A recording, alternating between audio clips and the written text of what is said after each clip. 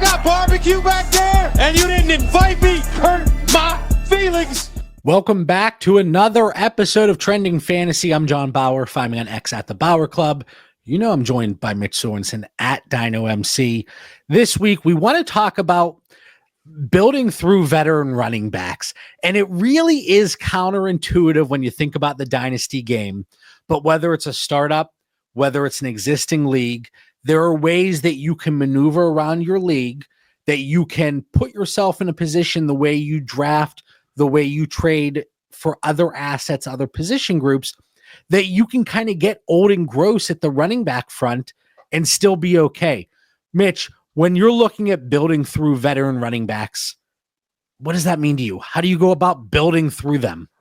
The only reason why I would do it is because what it allows you to do with the rest of your roster. I've spoken for about the last 2 years now, how I want to build through the really good running back, the young running backs, whether it's Bijan, Gibbs. But to do that, it takes a toll on your team. You're probably not going to have a great quarterback too if you do that in a startup.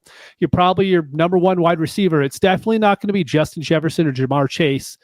It probably maybe a Ladd McConkey if you're lucky. That's probably your wide receiver one. And so, but if you are willing to wait and in rounds 5, 6, 7, or even a couple of these guys, 9 or 10, you draft these running backs there, all of a sudden you have a really good young core of players and you're filling in with these veteran running backs. The only time I don't want to do it is if I don't have future picks. If I don't have future picks, I'm not willing to build through old running backs because once they fall off, I have nothing to replenish besides trading the players that I had in the first place that allowed me to have these aging running backs. And you kind of talk about the benefits to it in general.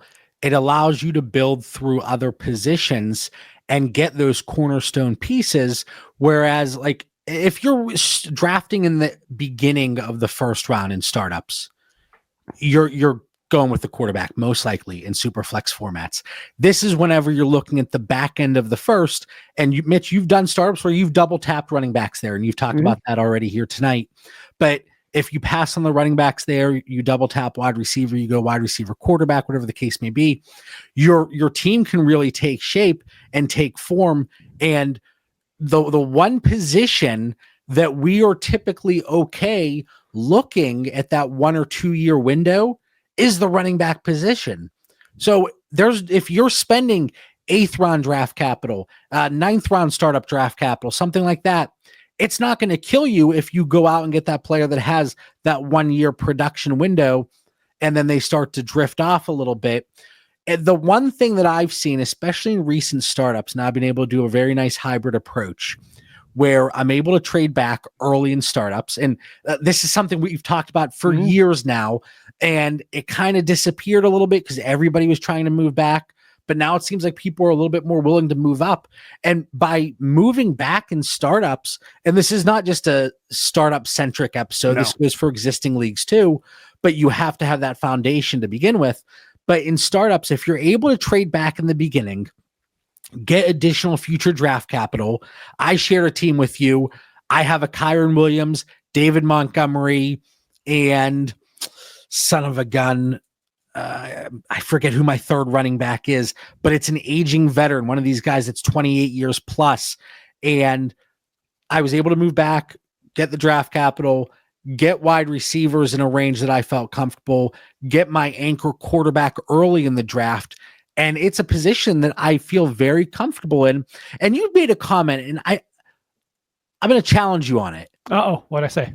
You mentioned you're not willing to do this really if you don't have your future first. As far as, yes. I know it's going to, if you do it, your team should be better. So, doesn't really matter if you have future first because you have really good. The problem is the floor can fall out on these teams so fast. Like we see these aging running backs. The ones we're talking about are the extremely good ones. But if you had a James Conner last year, well, what's that worth this year? I mean, we know he's still the starting running back for the Cardinals, but his value is just completely dust at this point to where I can't even name a wide receiver you could get straight up for him that I would really want on my roster. Okay. And that the next thing that I want to talk about was potential issues, and you kind of hit the nail on the head there. So kind of leading us into that, it kind of puts you in that precarious situation, but you should still be able to backfill the position. You just need to be far more willing, I think, to churn and burn in the position, because you're not going to get those guys that you feel comfortable 4 or 5 years down the road, like a Gibbs or a Bijan or a Genti. And we say 4 or 5 years to be a little bit more conservative. I know Dan on Dynasty Theory, he always says, I got this guy for 10 years. Yeah. My crystal ball wasn't quite that clear. Last thing before, because we do want to talk about some specific running backs, kind of your top 5 running backs to acquire at cost. And we'll talk about where they are across the position, what their rookie pick equivalent is, and where they're going in startups based on information on Dynasty Data Lab. But if you had to choose this route, this roster building approach, do you prefer it right off the bat in a startup? Or do you want to see how things kind of go from the beginning and adjust if necessary, and then kind of shift more towards building through the veteran running backs in existing leagues? I kind of prefer to do it in existing leagues, because all it takes is one person in a startup to kind of ruin it. If there's someone else who is willing to do this and they're picking ahead of you, I mean, if you're waiting on that, not to allude to it, but David Montgomery, the first running back we're going to talk about, someone takes him a couple picks before you because they're building the same way, you're in trouble. To where in established leagues, all you need is that one team to be willing to trade away these running backs in order to acquire them on your roster. So for me, I would much rather do this in a league that's been existing for a few years, because we know there's a lot of people that come August, they're going to be, oh man, I lost Carr. I don't have a quarterback 2 anymore because I haven't done anything for the last 8 months. You know what? I might as well get rid of Kamara. And it's like, okay, you know what? And then you end up seeing Kamara traded for like a very late second. And you're like, but if you would have just tried, you could have got so much more. But those are the players that just get moved for pennies on the dollar, because people are like, you know what? I don't need to worry about this league if I trade him off. Okay, I got a second. I'm good to go. Or if a team is 0-5, 0-6, yes, and then you can start to kind of pick up the scraps, because again, we see it time and time again, players get moved for pennies on the dollar. Can I say real quick, it is insane to me we're already to June. To me, it feels like the Super Bowl just happened.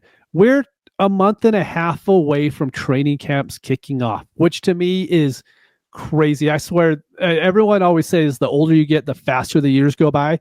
But I mean, this year has flown by for me so far.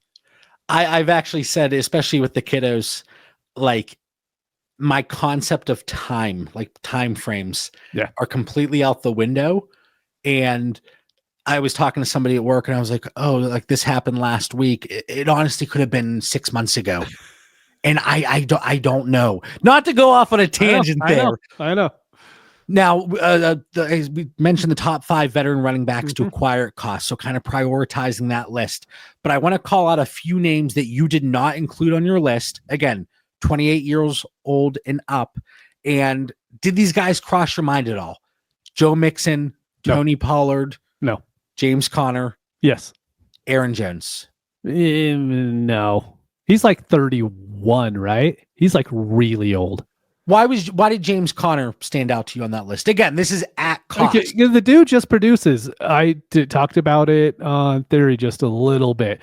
Every time he's on the field, he produces, and he's always discounted, and he's free. I know the other guys kind of do, but Conner is just a guy that I can't quit. I can't. If he's on my roster, if I'm in a PPC league, please give me more James Conner. I love to have him. I know you even have the little pit helmet behind you, right there. Not little. That's a full size helmet, baby. Full size. That's a full size. We don't skimp on the size. Authentic is a little but you know. All right. So getting into Mitch's top 5 at cost. Number 5, David Montgomery, running back 25 on Fantasy Calc, the 206 pick equivalent, and then startup 808. I just took him, I think, at 811. In a current startup, entering his age 28 season, contract through 2027. What puts David Montgomery on this list over the guys that we talked about before? So the one thing you could say against him is Ben Johnson left. The offense could be worse. As a Lions fan, I look at it as that offense is so good. I literally don't care who the offensive coordinator is. It's very hard for that offense to fail. David Montgomery, pretty much for the last 2 years, he played 14 games in 24, 14 games in 23. Pretty much each season, he only had 4 games that he didn't score a touchdown. So that means 10 games out of the season, he's scoring a touchdown. And the ceiling weekly isn't great. If Gibbs ever goes down, we're just going to say for a hamstring, 3-game issue, we wouldn't wish anything more than that. But if he goes down, where's David Montgomery weekly? Top 5, easy. Like, without a doubt, top 5, and people are giving you first for him. So he's giving you extremely solid production every single week. And then he gives you that super elite upside if anything ever were to happen to Jahmyr Gibbs. Would you take David Montgomery over Cam Scatterby? Yes. Okay. That's where I am too. And I'm just thinking of it from a running back rookie landscape perspective. You know what? I'm actually going to try that in a few leagues. I have Scatterby in a few. Okay. And I think that's doable, especially if that team thinks they might not be contending. Yeah. Over to number 4, Alvin Kamara, running back 22, 204 pick equivalent, and then a little bit earlier in the 8th round of startups at 803.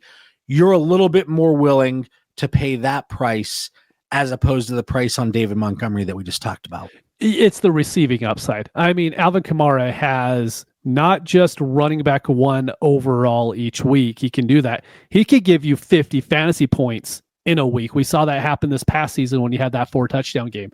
And he always has that in his wheelhouse. And he could get 12 targets in a game and get, 10 catches.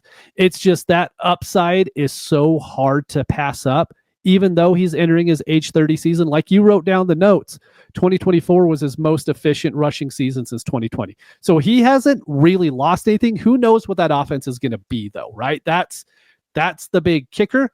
But for that price, this is why we're saying, hey, it's not a bad idea to build through these vets, because if you could get that volume, that production for a mid-second pick, it's kind of hard to pass it up on any competitive team. Is there any concern? So Kellen Moore is now in New Orleans. The way that Saquon Barkley was not exactly utilized in the passing game, do you think that was more of just a structure of the offense in general in Jalen Hurts? Because Saquon Barkley, he can be a receiving back. He should be, yeah. Or do you just think it was the lack of the need for him to be in that position? I think if I had to break it down, it'd be like 80% Jalen Hurts, 10% personnel, and maybe 10% Kellen Moore. Because I don't think there's an offensive coordinator in the league that's going to walk in and be like, you know what, we don't want to give Saquon Barkley the ball. I just think with that offense, it just made so much more sense for them to do what they did, because it ended up winning the Super Bowl for it. Yeah, and when you look at Alvin Kamara specifically with that offense, with the way things are changing, assuming Tyler Shuck gets an opportunity here, you would think Alvin Kamara getting dump-offs out of the backfield would be his best friend. Could happen, yep. Number 3, Christian McCaffrey, running back 14 on Fantasy Calc, the 108 pick equivalent in Superflex formats, and then still going at 508 in startups. What are you liking about Christian McCaffrey here? You're not worried about the injuries? Okay, here's the thing. 22, he played 17 games, and 23, he played 16 games. Yeah, he played 4 and 24. And maybe his body is breaking down. This is something that we kind of did with Barkley, though. When Barkley left the Giants, went to the Eagles, we're like, he's just kind of always gets injured. We really don't value where he is. And this is the reason why I wanted to talk about this whole episode is because of Christian McCaffrey. Like, I'm willing to say that I'm wrong on things, and maybe I don't know as much as what I should, or maybe not as much as I should. Maybe I just don't know what I don't know. Christian McCaffrey is going to have the best healthcare anywhere. If I believe one person can overcome the issues that he had, George Kittle actually talked about a little bit that he kind of had the same issues, went to Germany, had some procedure done. I don't even understand what it is. And that's the same thing Christian McCaffrey had. I'm not saying it's going to fix it. I'm just not willing to get off a guy who 2 years ago ran for 1,500 yards and had another 600 receiving and be like, you know what? He's injured. He's out of the league. I don't think he's Cooper Kupp, man. Like, I just don't. I don't think that the wheels have completely fallen off at this point. And the only hard thing right now, I brought this up on Theory as well, is the price point. Because you could get Caleb Johnson for that price right now. Do I want Caleb Johnson or Christian McCaffrey? I think a lot of dynasty managers out there are going to be like, you just take the age discount and see what happens with Caleb Johnson. But that upside with Christian McCaffrey is literally league winning. I mean, there's a chance to where if you have him on your team, you have 4 or 5 other players, you're going to win the championship. It's not happened for Caleb Johnson probably any time in his career. We talk about this so many times where it's like, would you rather 2 fantastic seasons from Christian McCaffrey and that's it? Like 21, 22 fantasy points per game in PPR formats? Or would you rather 14 points per game from Caleb Johnson over the next 7 years? Like, what is more difference making? And sure, like I actually have them tiered together. Like I would take Henderson over McCaffrey, Quinshawn. I would take, as crazy as it sounds, and I know a lot of people are going to scoff at this, I would take RJ Harvey over Christian McCaffrey. But Caleb Johnson's that one where I have tiered together depending on my roster construction and the way that I'm looking to move. Like we know that Christian McCaffrey, he's a very difficult asset to move if you're looking to maximize that return. But the ceiling is undeniable. And that takes us number 2 here on the list. Running back 16, 109 equivalent, 601 in startups. So this is the first one in your list. We went from running back 25 in David Montgomery to running back 22 in Alvin Kamara, running back 14 in Christian McCaffrey. But now you kind of prefer at his cost, Derrick Henry a little bit cheaper than Christian McCaffrey. Yeah, man, what can you say about Derrick Henry that everyone hasn't already said? We wrote him off when he was 25. We wrote him off when he's 26. Dude's 31 and outproducing everybody. I mean, it's pretty much him and Saquon, and then there's everybody else. What we saw in that offense, how he fits with Lamar Jackson, and it is the perfect match. And he's a large reason why I'm more willing to buy into these veteran running backs, because it's not a James Conner to where you're kind of liking what he does, right? It's Derrick Henry every single week. You love having him on your team because he's giving you 20 points a week. And then every week you could have the hopes of a 30-point week. Well, worst case, he might get you 12, which is better than 85% of the running backs out there. 90% of the team's carries last year inside the 5. Yeah. 90%. And just the way he's used. I remember several years ago when Mark Ingram went there and he was just getting those high value touches, and very similar to Derrick Henry, but Derrick Henry just an absolute freak of nature. And like you said, Mitch, there's not a lot that can be said right now about Derrick Henry that has not already been said, but he's just got the contract extension, contract through 2027. They rewarded him at his age, the biggest running back contract, I think I don't know if it was a per season basis or whatever it was, but yeah, like Derrick Henry, a very attainable running back, that you could get probably for that late first in a lot of spots, or that playoff 26 first if somebody's looking to go the other way. And now you're looking real quick. I'm just saying, for anyone who forgot, at age 30, Derrick Henry almost ran for 2,000 yards. 1,900 yards, 18 total touchdowns. It's insane. It's just nuts. He's pretty good. And talking about pretty good, Saquon Barkley, he's number 1 on your list. He's also by far the most expensive of all these running backs that are at least 28 years old. Running back 4, 102 pick equivalent, rookie picks, 208 in startups. You're not worried about the wheels falling off, especially after such a high usage season last year? Here's the thing with Barkley. I left him off my list when I originally sent it to you. And I'm like, no, people will kill him, because I just feel like he's the most obvious guy you have to put on the list. I'm like, no, I'll get killed if I don't. So Saquon Barkley is of course number 1. That price point is extremely high right now, though. If you ask me, would I rather have David Montgomery at his price or Saquon Barkley at his, I'm probably going to go David Montgomery, because you're paying a huge price for that 28-year-old running back, but that 28-year-old running back is in an amazing offense with a good head coach, with a great quarterback, with the best offensive line in the league. And you ask me what I really care about in Dynasty, I care about offensive lines because that's literally what matters. That's what moves good offenses. Seriously, Amy, he's going to have that for the next, let's just say it's 2 years, 3 years. Yeah, then I'm all about Saquon Barkley. It's just, he's right behind, he's not that far behind Gibbs anymore, right? I mean, they're pretty darn close. And so for me, that's the tough thing. If you're like, hey, do you want Saquon Barkley and a mid-second, or do you want Gibbs? I would take Gibbs every single time. Yeah, it's interesting because typically whenever there's a trade poll in the DD Fantasy Football Discord and it involves Saquon Barkley, I'm almost always on the other side because Saquon Barkley is that game changer for fantasy purposes and real NFL purposes. But for what we need, he is a true game changer. He is a week winner.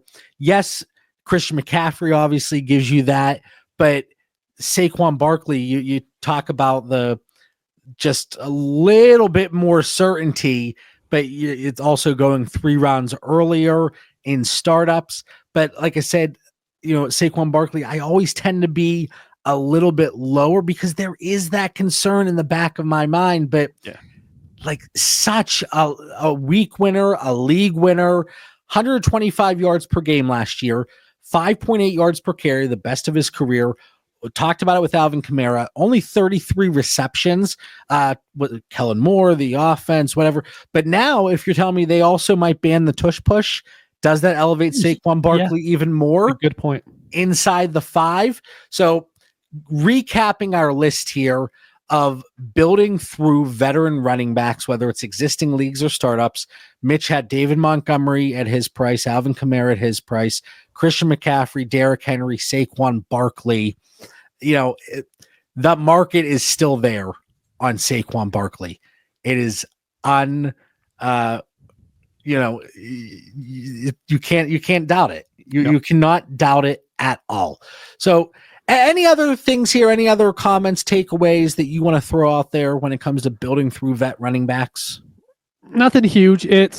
There's a lot of ways to win at Dynasty. The biggest thing is just know your team and know your team's makeup and make the decisions based off that. You could watch us be like, oh, you know what? Building through old RBs would work, except for if you already have a Bucky Irving or Jahmyr Gibbs. I would just build around a hero RB approach in that way. There's a lot of ways to win. It's just using how your team composition is, how your league settings are, and going from there. League settings, your roster construction, but also the league dynamic. If you have people fading running backs, it makes it easier to get these guys at a discount, whether existing leagues or startups, and it allows you to put your value elsewhere. And then, like you said, to start off the episode, if you have a lot of people fading running backs, well, now it's kind of been neutralized and it doesn't give you the advantage. So it's like, do I go with the earlier running backs to go against that? And it's always that give and take every single league because league dynamic is so different in every single situation. Hit that like button. Make sure you're subscribed to the DD Fantasy Football community. Check out ddfantasyfootball.com. The link is in the episode description below. Use code Theory, get 50% off your first month. We got the cross-positional tiers. We got the War Machine, the Trinity tool, and then best of all, the DD Fantasy Football Discord community, which is going 24/7, 365. Let us know in the episode comments if there's anything you want us to talk about in the future. We'll be sure to get to it. For Mitch Sorensen, I'm John Bauer. We'll catch everybody next week. Peace.